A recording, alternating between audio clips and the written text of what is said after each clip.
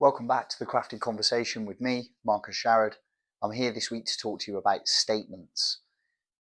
When I say statement, what I'm alluding to really is an opportunity for us as instructors to consider ways that we can draw out learning that we've already imparted upon our athletes, our pupils, but without necessarily asking a question. Now, the crafted concept within my consulting in the elite sport and education sectors, I'll often talk about the concept of questioning. Regular listeners and regular engagers will know that I am a performance coach. My job is to question, be curious, observe, and try and tease out exploration in the groups and teams that I work with. But one key thing that we can achieve with statements over questions is actually allowing our athletes and our pupils to think in a way that removes as much judgment, perhaps as much necessity to work towards an outcome or a definite correct answer. In last week's episode, I spoke about questioning in general, approaches towards questioning, and was critical of the way in which our society and educational institutes are built around responding to questions, and therefore that kind of foregrounds that sense of, if a question is posed to me, I need to provide an answer or a response, and that response will either be correct or incorrect. There's like a binary element to that is restrictive. It provides judgment. It enters lots of different power relations and issues potentially within a social setting. I observed that just last week. One of the football clubs that I work with went and watched a pre-game analysis session and then spent some time afterwards speaking with the head coach, who, with that kind of open-minded, curious and willingness to receive feedback you would expect from an individual who engages with someone like me in their work, sort of was really interested around the idea of power relation within the room, and that only certain people are going to respond to questions because of the cultural capital or social capital within that room, the expectation placed upon them. If they're a captain or a leader, others look to them to provide answers. But actually, if we're not eliciting responses from as many people in our classroom or in the room as possible, then how can we possibly know that actual learning is taking place? So this episode, I want to spend a bit of time thinking about statements and how they can encourage deeper thinking, discussion, and retrieval practice of previously learned material in a less sort of judging or moving towards a response kind of manner. So why use statements? Statements encourage elaboration. We know from previous episodes of the Crafted Conversation that elaboration is a brilliant process by which we can draw on the long-term memory, think about previously encoded learning material, and then explain and justify and provide different examples and stitch on new learnings potentially, or those that we've gleaned from the group and from others that we can place onto that knowledge that we possess. It also, as I've stated previously in the introduction, it removes the idea of being wrong, but also for you as a coach, for you as an instructor, for you as a teacher, it gives you a chance to check understanding, to scan the room, to be observant, to be listening.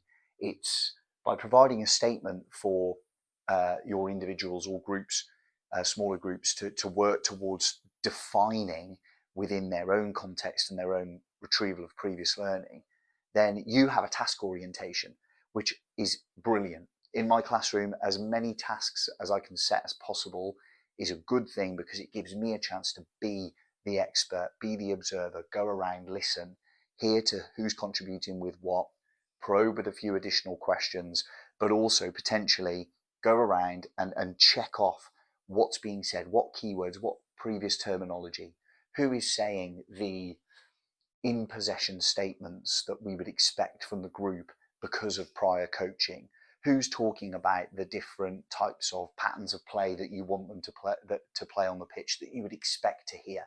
How often are you hearing the sort of pattern conversations? I'm thinking about the group, one of the groups that I work with, the playing around, can we play around or can we switch around?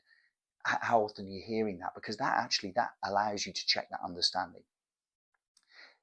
Statements also will give players or pupils an opportunity to consider multiple perspectives, different viewpoints, different lenses that are placed upon the response to the statement. And so therefore they are, by definition, they're elaborating and being able to re-encode that information, potentially with some really valuable additions. So let's think of an example of a statement then. I was reading an article about this, and the one that I thought was really nice, it was kind of aimed at more key stage 2 sort of primary age, and it said all child protagonists, all lead child characters in Roald Dahl novels are presented as vulnerable. What a beautiful statement. So that gives, that would give a child, or indeed an adult like me, all of us that have grown up on those wonderful stories and narratives, to be able to go and look at Matilda and look at Charlie and look at Danny, and go, okay, yeah, they're all children that are presented as vulnerable. Let's consider that. Let's think about, draw on those different contexts that we have. If I put that into a football context, then you might say something like, the best formation for a defensive mid press would be 3 at the back, so that you had five in and around midfield. Or it could be, the most fluid attacking system is a 4-3-3. Discuss.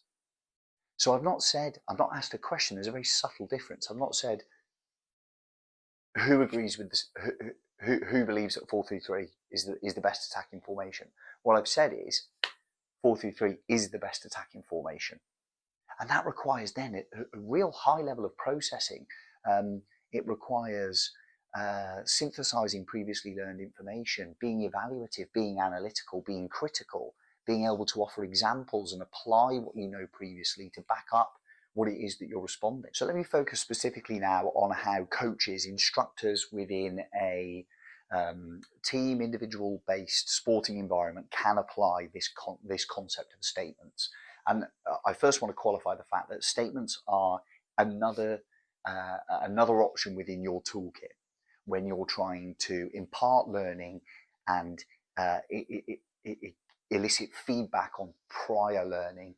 Then statements are just another opportunity for you to do that, and do that quite quickly as well. So they're not there to replace questions. Questions have an incredibly valuable place within our instructional toolkit, but they are there to support and potentially add different context. So how might they be used within a coaching environment? I mean, my lens, as regular listeners and regular engagers know, is very much football.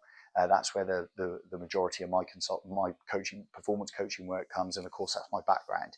So statements could be used brilliantly in pre and post game analysis. So in a tactical meeting, encouraging players to evaluate their performance and tactical decisions, how they have implemented the tactical strategy in possession, out of possession, make statements about individual analysis of a game, or perhaps every 6 to 10 games you go, okay, let's do a review. Or it might be that you're projecting ahead to a future opponent, doing some analysis on a future opponent, and then make a statement about how your game strategy negates theirs, or more importantly, how theirs could negate yours, what threats they're going to cause you. And by doing so, rather than having, and this is something I see really regularly, particularly within football, rugby also, it is your head coach, the leader, will deliver these types of meetings in a really positive manner, energized, loads of time and effort gone into the preparation, lots of previous clipped footage, VO footage gone into that preparation. And yet, by being a standalone, as we would say in the education setting, a sort of sage on the stage, the individual who is leading and commanding that room, then we need to be really careful and really self-aware of what that says about the power relation within the group. Because if there's only one voice, and that one voice dictates the analysis and dictates even the questioning, when the questioning is quite direct and not very open and directed to an entire room, where we know that from a social perspective, you're probably only going to get 10% of the room that are willing to answer that question, and it will always be the same 10%. And so therefore we haven't actually gained a great amount of feedback on what everyone thinks or what everyone knows, which is bad from a positive bias, confirmation bias perspective as the head coach, because I'm looking and going, great, someone answered that question, that must mean they all know. But in reality, you don't know they all know. You cannot objectively say that they all know.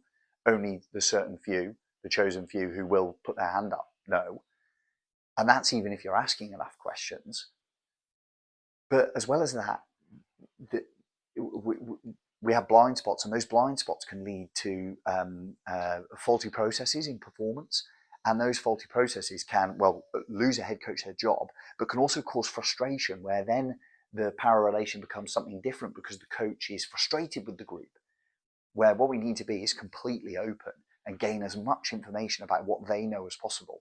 And if that means that the team meeting takes an extra 20 minutes because you're asking open-ended questions or making a statement and asking them to respond in small groups so that you can circulate, observe, listen, probe the whole group, then that must be worthwhile.